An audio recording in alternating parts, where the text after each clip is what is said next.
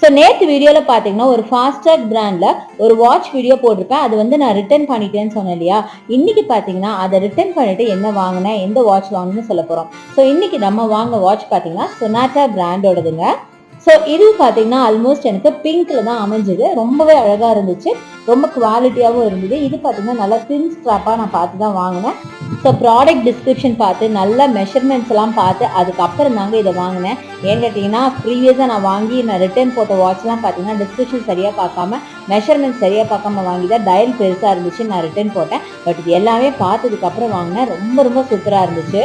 So இந்த வாட்சை பார்த்தீங்கன்னா நான் அமேசானில் வாங்கினேன். இதோட ப்ரைஸ் பார்த்தீங்கன்னா இப்போ ப்ரெசென்ட்டாக இருக்கிறது 869. பட் நான் வாங்கினது பார்த்தீங்கன்னா ஜஸ்ட் 700க்கு ஆஃபரில் வாங்கினேன். ஸோ உங்களுக்கும் வாங்கணும் அப்படின்னா கண்டிப்பாக அமேசானில் இந்த வாட்சை வாங்கிக்கோங்க. ரொம்ப ரொம்ப சூப்பராக இருக்குது, நல்ல கம்ஃபர்ட்டாக இருக்குது. இப்போ நான் யூஸ் பண்ணிட்டு இருக்கேன். ஸோ இந்த வீடியோ உங்களுக்கு ரொம்ப யூஸ்ஃபுல்லாக இருக்குன்னு நினைக்கிறேன். தேங்க்ஸ் ஃபார் வாட்சிங்.